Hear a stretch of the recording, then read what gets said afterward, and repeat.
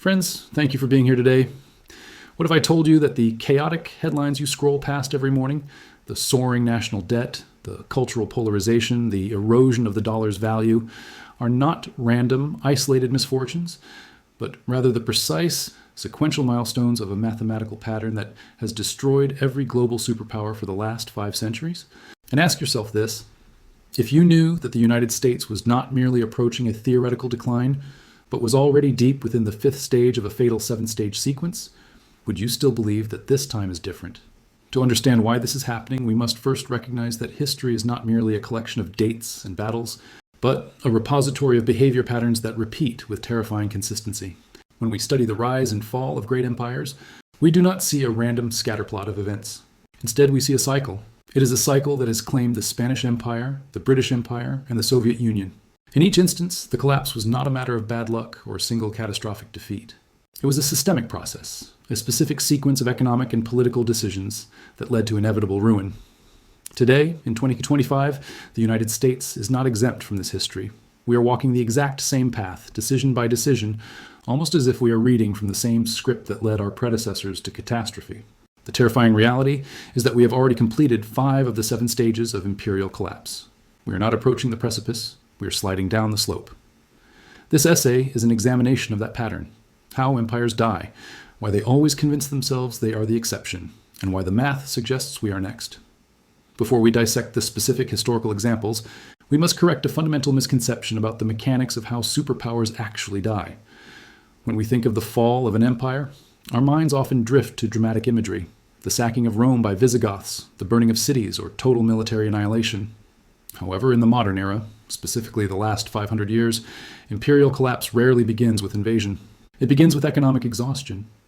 The death of a superpower is, at its core, a financial event. It happens when the empire extends beyond its ability to maintain itself.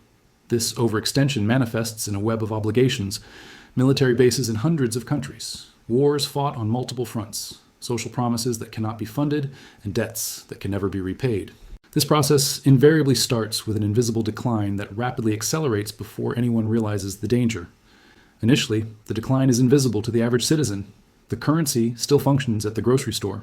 The military still wins tactical engagements. The government continues to issue bonds and make grand promises. But beneath this veneer of stability, the structural foundation is rotting. Resources are misallocated away from productive endeavors, like manufacturing and innovation, toward maintenance of the status quo and debt service. This leads to the acceleration phase. As the economic reality tightens, the most talented citizens, the engineers, the builders, the visionaries, begin to leave, seeking stability elsewhere. This brain drain is a critical leading indicator. Simultaneously, allies begin to hedge their bets, sensing weakness, while enemies begin to test boundaries that were previously sacrosanct. Finally, the empire reaches the tipping point. The very advantages that made it powerful, its ubiquity, its reserve currency status, its global reach, transform into lethal vulnerabilities. The currency, once demanded by the world, floods back home, triggering hyperinflation. The military, spread thin across the globe, becomes a liability rather than an asset. It is a transition from omnipotence to impotence, often happening much faster than anyone anticipates. To see this pattern in its original form, we need to look back at the first true global superpower, the Spanish Empire of the 16th century. Following Columbus's voyage in 1492, Spain became the master of the world. They controlled half the known globe, and crucially, they controlled the money. The conquest of the Aztec and Inca empires gave Spain access to the richest gold and silver mines ever discovered. By the year 1600, Spanish galleons were transporting over 400 tons of silver annually back to Europe. The Spanish real was the global reserve currency, accepted from Manila to Mexico City. Spain appeared invincible, yet they were the first to demonstrate the fatal pattern. It began, as it always does, with the seductive trap of military overextension.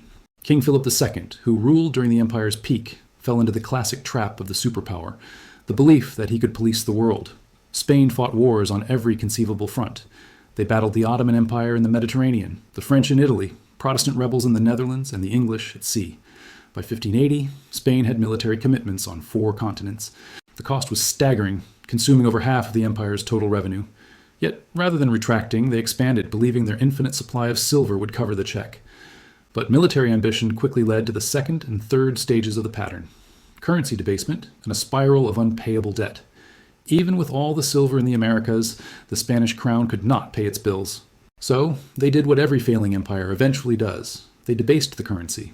They began mixing copper into the silver coins. A coin that was once pure silver became 50% copper, then 75%. While the face value remained the same, the real value plummeted. Merchants stopped accepting them and inflation exploded. Simultaneously, Spain entered a death spiral of debt. They borrowed heavily from Italian and German bankers to fund their wars. The result? Spain, the richest empire in history, declared bankruptcy in 1557, then again in 1560, then 1575, then 1596, 4 bankruptcies in 40 years. The final blow to Spain was not financial, but the total loss of productive capacity and the resulting social decay. Perhaps the most tragic aspect of Spain's fall was this loss of capacity. Because they had free money flowing from the mines, the Spanish nobility considered work beneath them. Why build ships or grow food when you can just buy them from the Dutch or the English? Spain became a hollow conduit.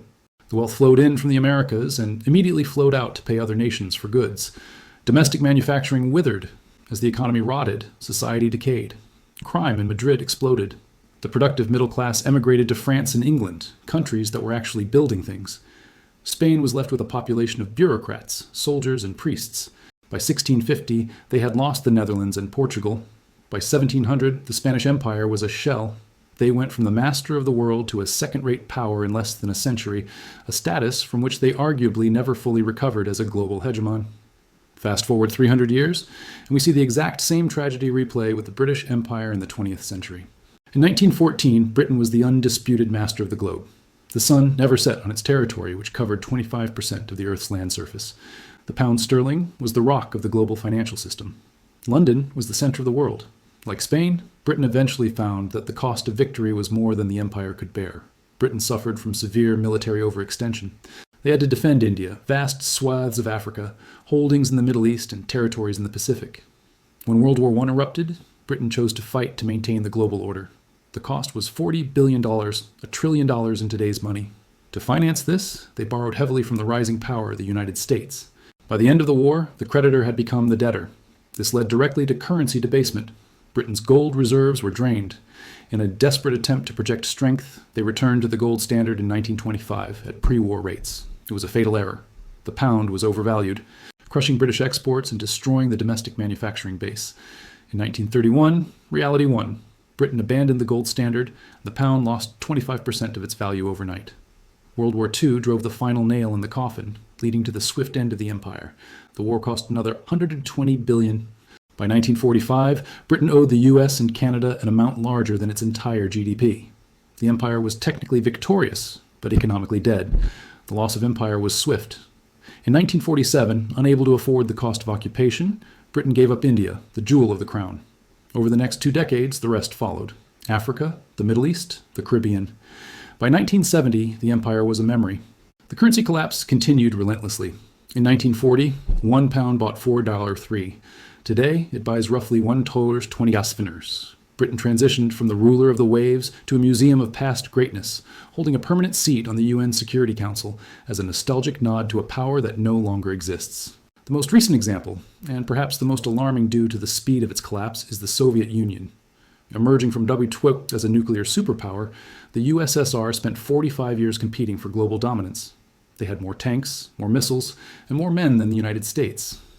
The Soviets became a hollow giant, obsessed with military strength while their economic engine withered. They were obsessed with military overextension, spending between 15% and 20% of their GDP on the military, triple what the US spent.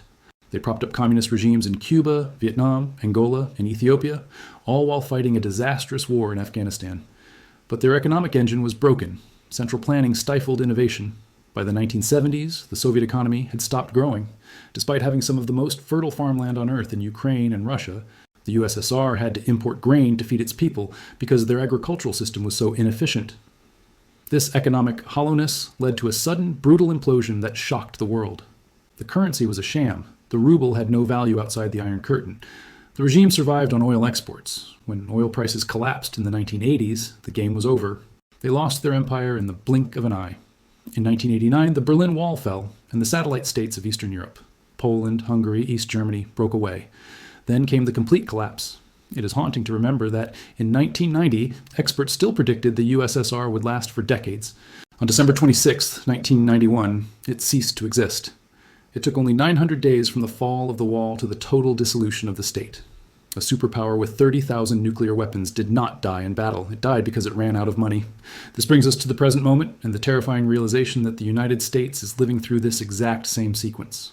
We have systematically checked off the first 5 stages of the collapse pattern. First, we must acknowledge that our military reach has exceeded our grasp.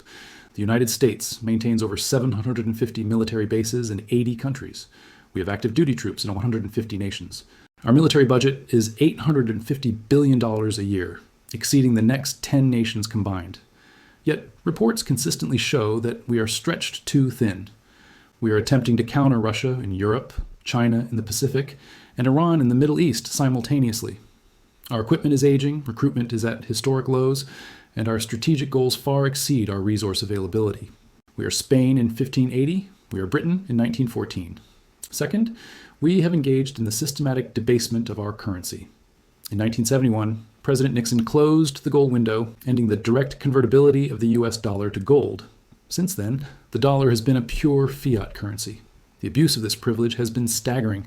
Since the year 2000, the US money supply has increased by 400%. Since 2020 alone, we have printed over $6 trillion. The result is that the dollar has lost 98% of its purchasing power since 1971. We are not shaving silver off coins like the Spanish. We are printing digits on a screen. The mechanism is different, but the result, debasement, is identical. Third, we have entered a debt spiral from which there is no easy escape. The United States national debt stands at $36 trillion, which is 120% of our GDP.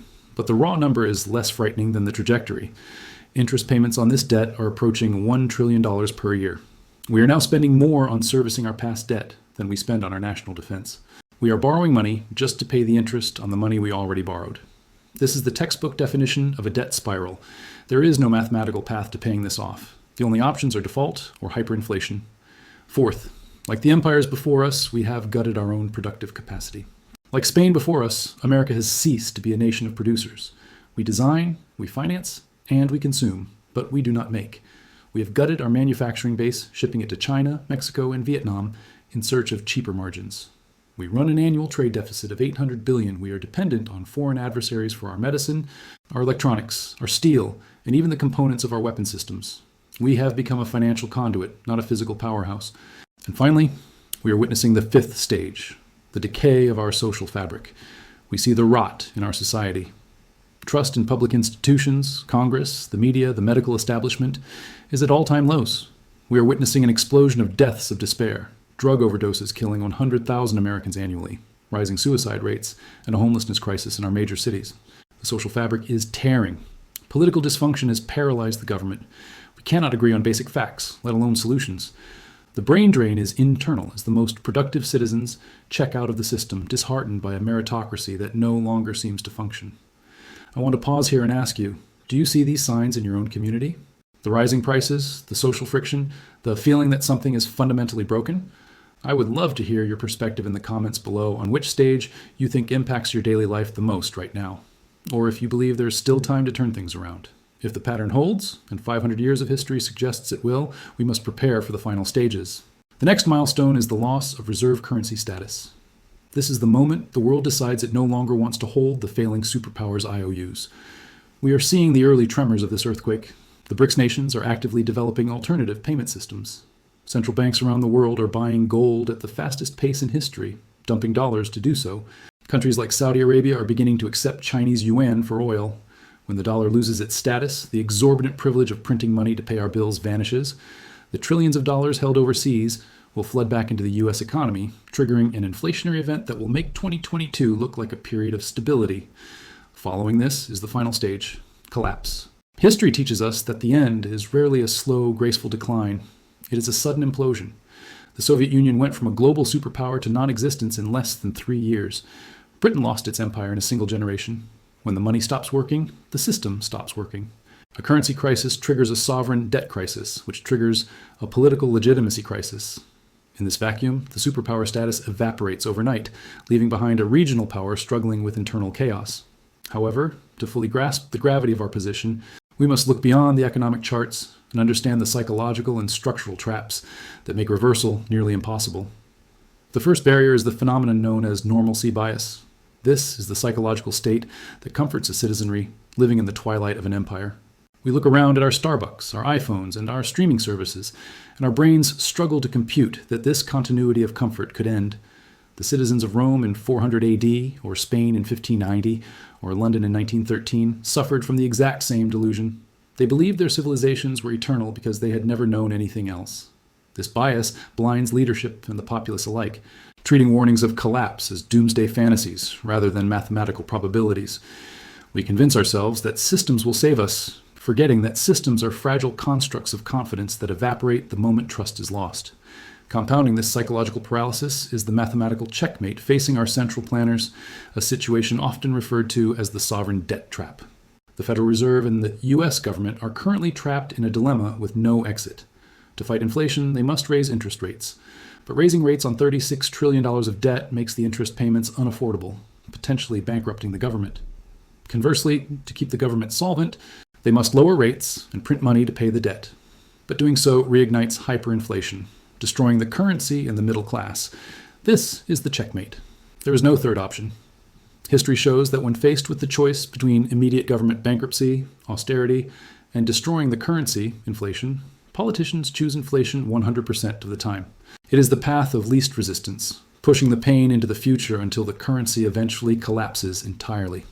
We are not waiting for a crisis. The policy decisions that guarantee the crisis have already been made. Finally, we must recognize that the timeline of collapse is compressing due to the acceleration factor of the digital age. In the 1600s, it took months for news of a Spanish default to travel across the empire. In the 1930s, bank runs in Britain happened at the speed of a physical queue. Today, panic moves at the speed of light. We saw a preview of this with the collapse of Silicon Valley Bank in 2023, where $42 billion was withdrawn in a single day via smartphone apps. The next crisis will not unfold over years or decades like the decline of Spain. It will happen in hours. When the global market loses faith in the US dollar or US Treasury bonds, the sell-off will be algorithmic, instantaneous, and brutal. The digital infrastructure that we pride ourselves on will serve as the superhighway for our own demise, facilitating a capital flight so rapid that regulators will be powerless to stop it. We are building the machinery of our own destruction, assuming it will only ever be used for our convenience. If this analysis is providing value to you and helping you see the signal through the noise, please consider liking this video and subscribing to the channel. It helps us bypass the algorithm to get this crucial historical context to more people before it is too late. In conclusion, we must face the uncomfortable truth that American exceptionalism will not save us from economic reality. The tragedy of this cycle is not just that it happens, but that every empire convinces itself that it is immune.